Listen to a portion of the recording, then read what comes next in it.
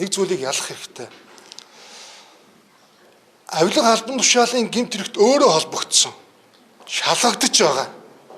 Энэ талаар маш ноцтой шийдвэрүүд гаргаж ирсэн. Хуулийн хяналтын байгууллагад шалгагдаж байгаа этгээдүүд хэрэгэн боогдоод шалгагдаад гарах гарцгүй болоод ирэх үедээ энэ одоо өөрийн холбогдсон хэргийг өөр тийш нь анхаарлыг сарниулах, энэ гэмт хэрэгтэй тэмцэж байгаа засгийн газар, тэр дундаа хууль зүйн дотоод хэргийн яам, хуулийн хяналтын байгууллагыг удирдах байгаа хүмүүсийг харлуулах, нийгэмд ард олонны сэтгэл зүйг төөрөгдүүлэх, үүмүүлэх ийм одоо увайгүй үйлдэлүүд гаргаж байгаа. Энэ бол шүгэл хүлээгч биш ээ. Энэ бол амиа аврах гэж байгаа гэмт хэрэгтнүүдийн арчаагүй оролдлого. Олон улсад ч ингэж үздэг. Олон улс өнөөдөр Монгол улсын үндсэн хуулийн цэцээс эрүүгийн хуулийн 13, 14 дугаар зүйлд заасан илт худал мэдээллийг тараах энэ гэмт хэргийн үйлчлэлийг түтгэлзүүлсэн энэ хугацааг ашиглаж ингэж увайгүй ашиглаж байна. Хэрвээ энэ хуулийн заалт түтгэлзээгүй байсан бол энэ үйлчлэлийнхаа төлөө тэр шалгагдж байгаа гэмт хэрэг дээр нэмээд дахиад одоо эрүүгийн хуулийн зүйл ангиар шалгагдах ёстой. Харамсалтай нь одоо энэ асуудал энэ хуулийн заалтын үйлчлэл түтгэлцсэн байгаа. Энэ үед энэ завшааныг ашиглаж ийм одоо увайгүй үйлдэл гаргаж байна. Гэхдээ бахирсан гэрээ баярлах болоо гэж бид ярьдаг. Улсын хурал дээр ажлын хэсэг гарч энэ илт худал мэдээлэл тараахтай холбоотой гэмт хэргийг хуульчлах энэ талаар ажлын хэсэг гараад ажиллаж байгаа. Хууль зүйн дотоод хэргийн яам олон улсын жишгт байдаг энэ жишгийн дагуу холбогдох санал хуулийн төслөө улсын хурлын ажлын хэсэгт хөрвүүлсэн байгаа гэдэг хэлье. Хоёр нь ерөнхий сайд хэдэн хэрэг дээр шалгуулж байгаа. Тэрний талаас АТГ дээр яг хэд байгаа. Тэрний талаас засгийн газар хууль зүйн дотоод нэг сайд явж ажиллаж байгаа зүйл байна. Та бүхэн мэдж байгаа олон одоо хэн шалгалтын ажлын үеэр ноцтой баримтууд дэлгэгдсэн. Оюутлогын далдуурхайн бүтээн байгуулалтын ажилд хяналт тавих зорилгоор олгосон 20 сая доллар. Энэ бол одоо төгрөгөөр ярил маш их хэмжээний мөнгө. Ийм хэмжээний мөнгийг зориултын бусаар зарцуулсан. Барилга байшин худалдаж авсан. Хууль бус зар сурталчилгаанд ашигласан. Өөрийн хамаарал бүхий 50%-ийг нь эзэмшдэг компанийн жүжигийг олон улсад сурчлах ажилд ашигласан.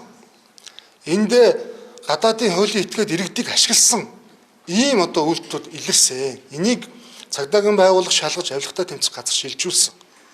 За мөн Smart Eco Trans гэж компанитай холбоотой маш ноцтой хэрэг тодорхой бол шин шалгалт үеэр илэрсэн. Энэ бол зөвхөн 2 жилийн хугацаанд 97 тэрбум төгрөгийн орлого олсон. Цаашдаа олон жилийн хугацаанд үйлчлүүл олон их найдын орлого олох энэ төслийг ямар ч сонгон шалгаруулалтгүйгээр хуулийн худлаа заалт баримталж хүчин төгөлдөр үйлчлэжсэн концессийн хуулийн дагуу уралдаан шалгаруулалт явуулахгүйгээр ингэж шууд гэрээ байгуулах замаар улсын хилийн онцгой бүсэд үндэсний аюулгүй байдалтай холбоотой энэ газарт 66 газар олгож энэ онцгой эрх олгож төлбөр хураамж авах энэ эрхийг олгосон. Бүр төрийн өмчийн замыг ашиглах эрх олгосон байсан. Тийм учраас энэ хууль бус үйлдэлийг дасан зогсоох засгийн газрын шийдвэр гарсан. За тэгээ би одоо эрхэм сэтгүүлчид та бүхэн энэ оюун эрдэнэ гэж Монгол улсын ерөнхий сайдаар 5 жил ажилласан энэ хүний хийсэн мэдээлэлтэй холбогдуулж би бас та бүхэнд бас тодорхой баримтууд харуулах зүйтэй гэж утсан. Энэ хүний одоо ярьсан хэлсэн зүйлс ямар худлаа баримтгүй байсан гэдгийг харуулах. Энэ одоо нотлох баримтуудыг дэлгэцэн дээр харуулъя. За энэ бол одоо нүүрсний гэж ярьдаг офтек гэрээнүүд. Энэ одоо Монгол улсын засгийн газар Зандан шатрын засгийн газрын шийдвэрийн дагуу ил болоод Эрдэнэс тавталгаа компани вебсайтн дээр байж байгаа гэрээнүүд. Энийг хинч бүгд ямар ч хэрэгэн харж байна. За энэ гэрээний хугацааг та бүхэн хараарай. Тавталгаа гашуун сухой чиглэлийн төмөр замын төслийг Бүтээн байгуулалтын зураг судалтай авалт барилгын ажлын санхүүжилтийн гэрээ. Энэ гэрээ 2019 оны 10 сарын 29-ний өдөр. За дараа нь нүүрс нийлүүлэх гэрээ 2019 оны 11 сарын 13-ны өдөр. Богдхан төмөр замын гэрээ 2022 оны 6 сарын 28-ны өдөр. Богдхан төмөр замтай холбоотой бас худалдаа авалтын гэрээ 2022 оны 6 сарын 27-ны өдөр. Нүүрс нийлүүлэх гэрээ 2022 оны 6 сарын 27-ны өдөр. Загийн усны хоолойн гүний ордоос гэж бас энэ нүүрстэй холбоотой энэ 22 оны гэрээ. За 5 толгой ордын Далдуур хаан хайгуул судалгааны ажил гүйцэтгэх 22 оны 10 сарын 25-ны өдрийн ийм одоо 7 гэрээ байна. Автек гэрээнүүд. За энэ гэрээг та бүхэн явуулаарай. Энэ байна. За энэ ингээд гэрээнийх нь одоо нүүрүүд байгаа. Одоо яг ингээд байгуулсан юм байна. Би бас жоохон энэ одоо хуучин машинууц гэдээ авцсан байсныг нь ил болгоод цахим хуудсан дээр ил тод нээлттэй байршуулсан ийм гэрээнүүд байгаа. Тэгэхээр энэ талаар одоо уржигдар мэдээлэл хийсэн оюун эрдэнэ гэж хүн өөрөө энэ саяны 19 он 22 оны үед ямар алтан тушаал гарч ирсэн бэ гэдгийг та хүн харж байна. За энэ бол Монгол Улсын их хурлын тогтоол 2019 оны 2 сарын 2-ны өдрийн энэ тогтоолоор Лувсан намсрын оюун эрдэнийг Монгол Улсын засгийн газрын их газрын дарга сайдаар томилсон. Өөрөөр хэлбэл засгийн газрын галтгоог энэ хүн 2019 оны 2 сараас хариуцаж удирдахжсэн. За 2021 оны 1 сарын 27-ны өдөр Улсын их хурлын тогтоолоор Лувсан намсрын оюун эрдэнийг Монгол Улсын ерөнхий сайдаар томилсон. 24 оны 7 сарын 5-ны өдөр бас томилсон. Би энийг яагаад харуулж ийн гэхээр саний яригадаад байгаа автекийн нүүрсний хэмжээний гэрээнүүдийг байгуулах үед гүйцэтгэх засаглалыг тэргүүлж ирсэн засгийн газрын галтгоо Эрдэнэс 5 толгой Эрдэнэс Монгол компаниг хариуцж ажилтдаг засгийн газрын хэрэглэх газрын удирдлагыг хэн хэрэгжүүлж ирсэн бэ гэдгийг харуулж байгаа. За тэгвэл эрхэм одоо Монгол Улсын ерөнхий сайдаар 5 жил ажилласан энэ хүний яриад байгаа одоо миний бие энэ гэрээнүүд байгуулагдаж явах үед юу хийж ирсэн бэ гэж. Би бол та бүхэн харж байна. 2018 оны 12 сарын 7-ны өдөр нийслэн засаг даргын ахлах зөвлөхийн ажлаас чөлөөлөгдсөн. Өөрөөр хэлбэл энэ туш захирамж нь байна. Би бол одоо 12 сарын 7-оос хойш одоо ингээд төрийн албаа агч биш. Хувийн бие даасан хувийн хвшлийн ажилтан болсон гэсэн үг. За 18 оноос 21 оны 11 сарын 22-ны өдөр хүртэл би өөрөөр хэлбэл төрд ажиллаагүй. Би 21 оны 11 сарын 22-ны өдөр нийслэн засаг даргын ахлах зөвлөхөөр Сумын газар даргын ахлах зөвлөхөөр томилогдсон. Энэ бас мөн захирамж нь байж байна.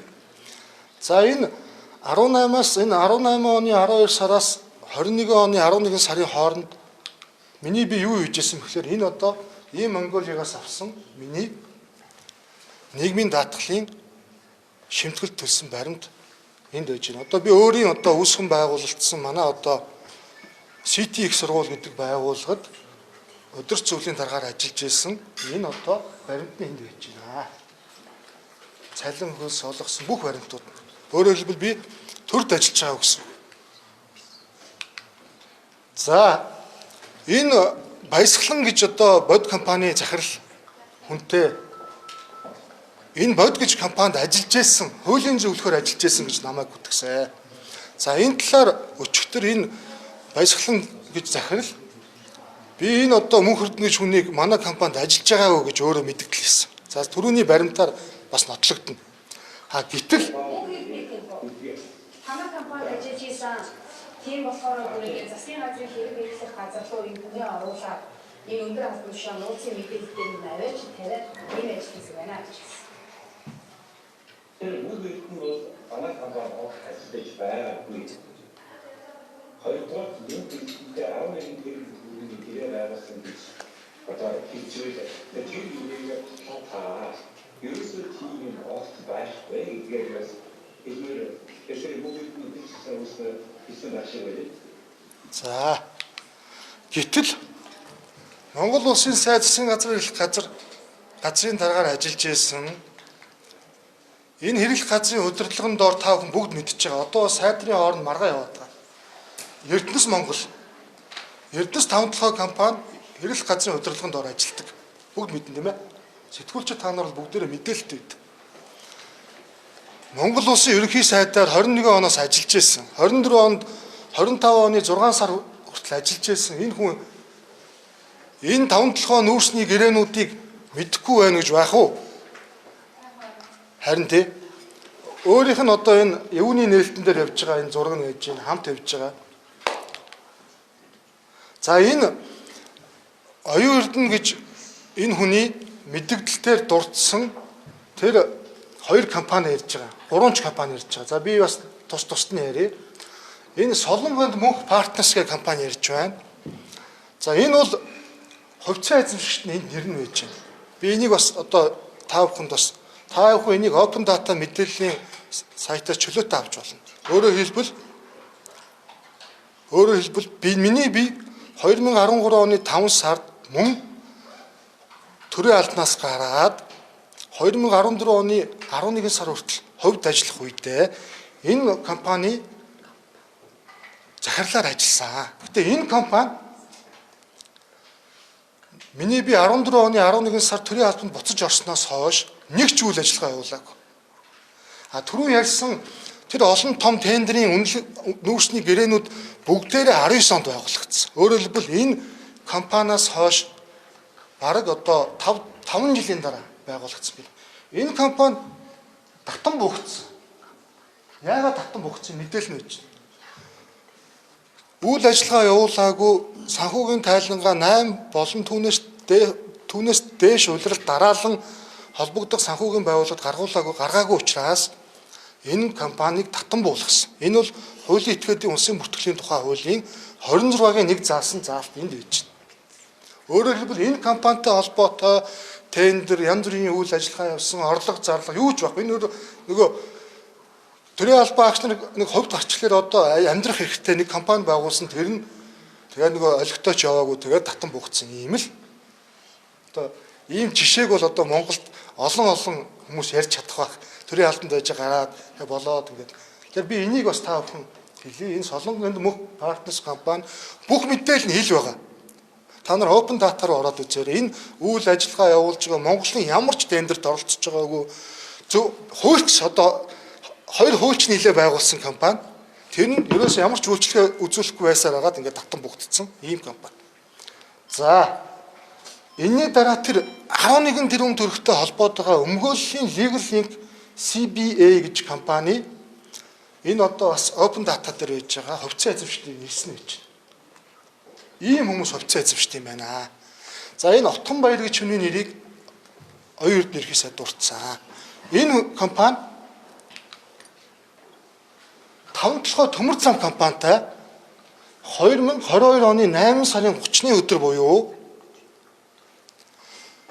оюун эрдэнэ ерөнхий сайдаар ажиллаж байх үед Богдхан төмөр замын төслийн бүтээн байгуулалтын ажил 11.1 тэрбумын зөвлөх үйлчлэгээ үзүүлэх гэрээ байгуулсан байдаг. Оюун эрдэнэийг өөрийг нь ерөнхий сайд авах үед. За энэ Богдхан гэрээн дээр байгаа Богдхан төмөр замтай холбоотой заалтыг энд харуулж байна. За би дахиад сануулъя. Энэ үед ерөнхий сайдаар оюун эрдэнэ ажиллаж байсан. Богдхан төмөр замын төслийн нээлтэн дээр энэ нөхөр өөрөө зогсож байна. Бараг хурц мурц бариад ингээд явж байсан байна. Би тэ хэлэх гэж байгаа нь гэтэл энэ хүн чи юу гэсэн мөлий? Мөнх эрдэнэ гэж хүн хувьцаа эзэмшдэг одоо бараг энэ бод компаниас 11 тэрбумын гэрээ байх. Энд чинь ерөөсөө би нэг юм хэлж байгаа нь энэ орон гарan юм мэдээллийнхаа учир утрыг ойлгохгүй ингээд хүн гүтгэжл байвал гэсэн аятай ингээд энэ 5 толгой төмөр зам компанитай оюун эрдэнэийг ерөнхий сайд байх үед байгуулсан гэрээ. Өөрөө энэ Богдхан төмөр замын төслийг нээгээд ингээд явж исэн зураг нь энд байж байна. За За дараагийн дахиад нэг дурдгдсан асуудал. Энэ бас мэдээлэл дээр дурдгдсан. Өөрөөр хэлбэл Ороно компанитай хуулийн зөвлөгөө Ороно компанийн одоо төсөлтэй холбоотой ажлын үеэр Эрдэнэс Монгол компанид хуулийн зөвлөгөө үзүүлсэн энэ компанийн асуудлыг ярьсан.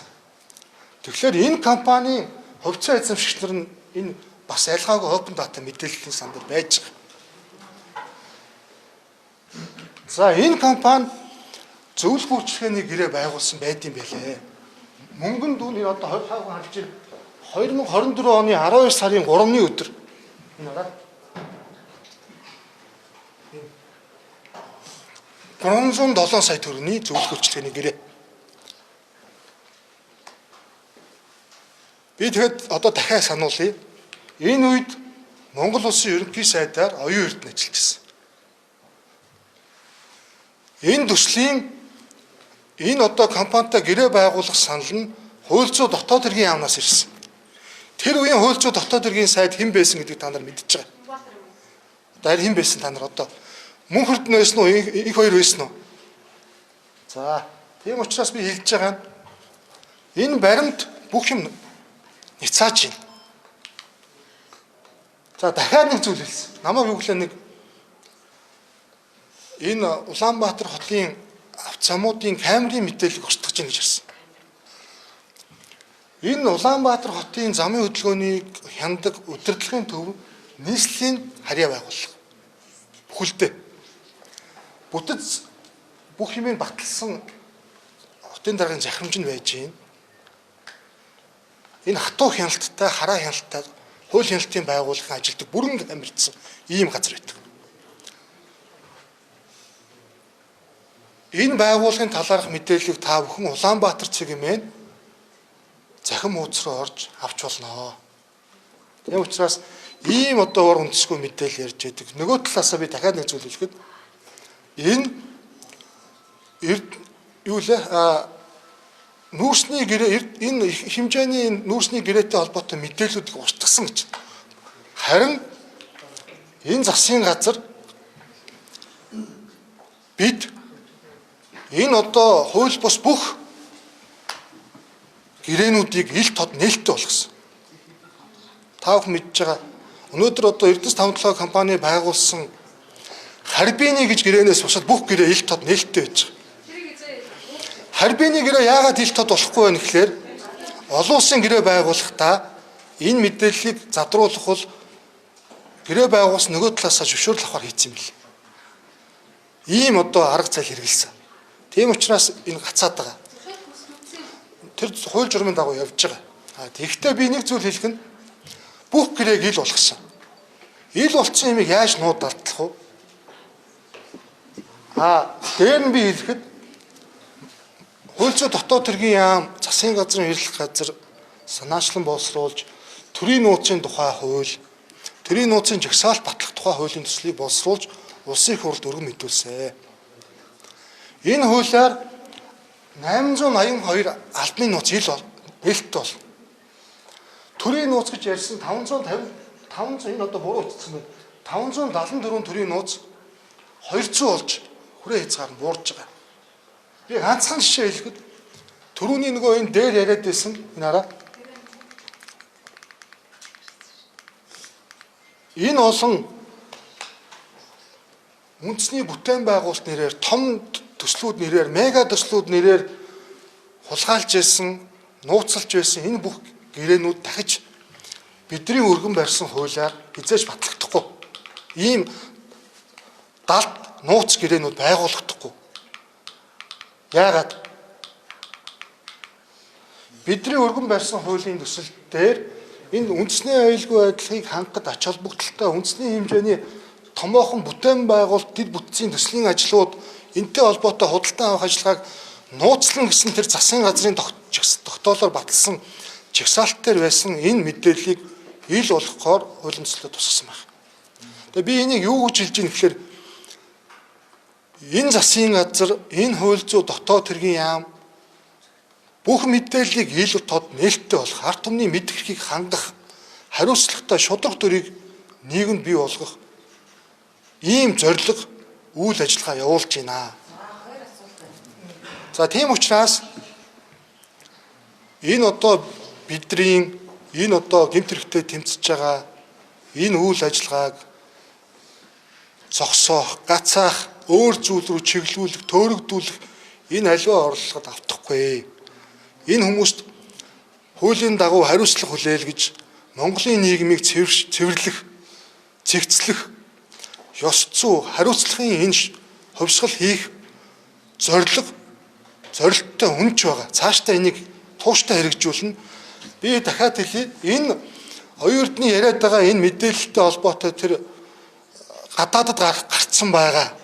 Этгээд, Амундра, Баатар энэ хүмүүс яагаад Монголд ирж чадахгүй байгаа? Яагаад тэр өөрснийх нь дансаар орж гарсан асар их хэмжээний мөнгнүүдээ асуудлаа хууль хяналтын байгууллагад тайлбарлах чадахгүй байгаа? Яагаад амь зулбаад бусдыг гадаад улсаас гүтгээд байгаа? Тийм учраас энэ ирж өнөөдөр өргөн мэдүүлэхээр шийдвэрсэн энэ хуулийг батлуул та нарыг хамгаалнаа. Тийм учраас бас нөгөө талаасаа би нэг зүйл уриалахад энэ шудраг бус, хууль бус гэмт хэрэгтэй холбоотой үйлдэлийн талаар мэдж байгаа иргэд шүүл үлээгээч. Энэ оюун эрдний талаар энэ бусад хууль бус үйлдэл гаргасан хүмүүсийг Монголын төр авилагчтай хатуу тэмцэн энэ хүмүүсийн үйлдэлсэн үйлдэл гэмт хэрэгт нь хариуцлага хүлээх энэ одоо итгэл үнэмшил зориг үйлстэй бат цогсно гэдгийг бас хэлье.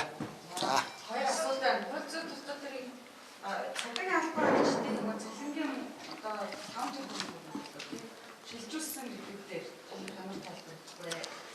Манай бас эцэс 5 онтой үнцэн хуралдыг таны хуулийн зөвлөгөөр одоо тэмдэглэсэн хурлын протокол гэсэн захиалж тавьсан. Тэгэхээр энэ дээр ялцчих таны нэр одоо бичлэгтэй байсан гэхээр энэ ямар хүчтэй юм бэ? За би хоёр зүйл хэлье.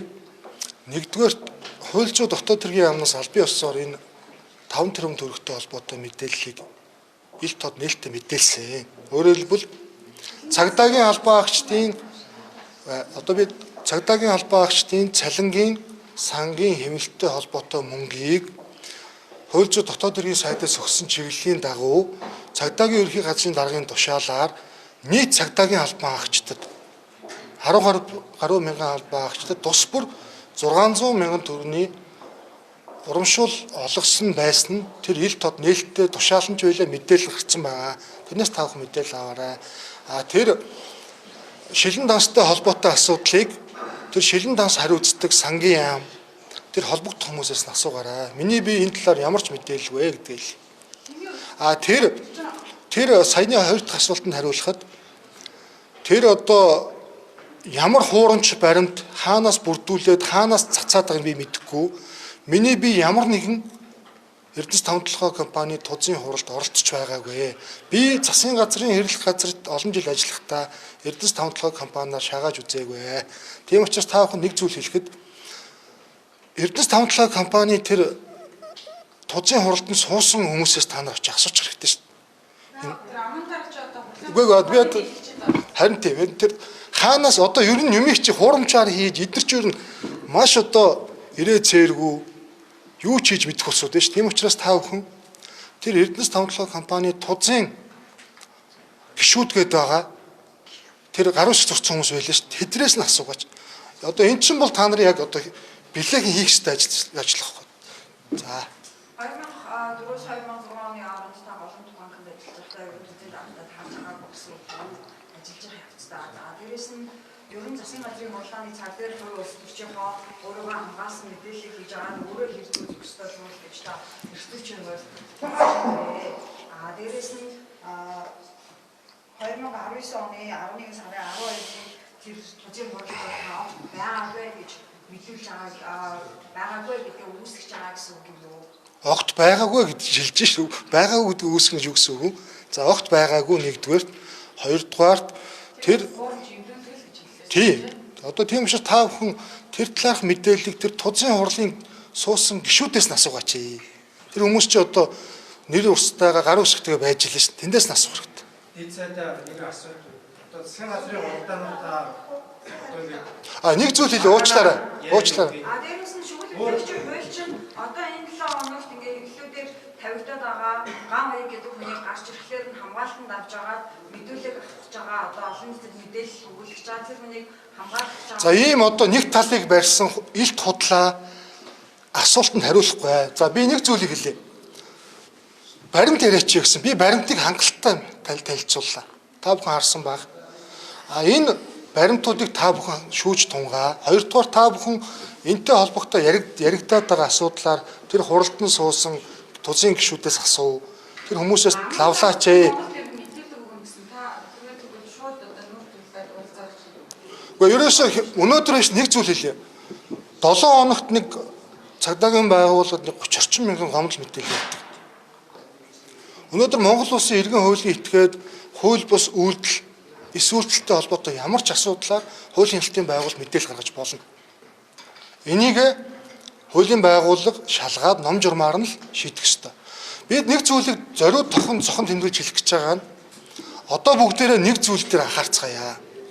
Энэ одоо нийгмийг худал ташаа мэдээлэлээр талцуулж хуваах илт гүдэглэг явуулдаг энэ байдлыг автгаа болцгоё. Баримт түвшж ярьцгаая. Нотлого баримт түвшж ярьцгаая.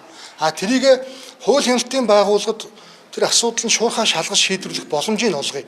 Тэгэхгүй бол энэ хэдэн сүүлийн ер нь 4-5 жил нэг сенсац нийгмийг илт худал мэдээлэлээр үүмүүлдэг, бужигнуулдаг, жагсаал цуглааныг өөр тийш нь чиглүүлдэг, өдөрддөг энэ одоо башир арга чинь олон удаа ажиллахгүй.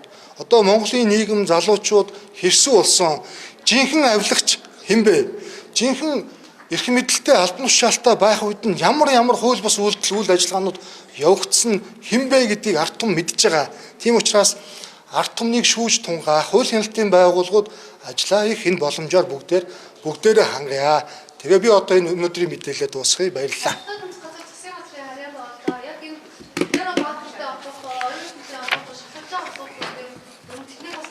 Нэг зүйлийг хэлье.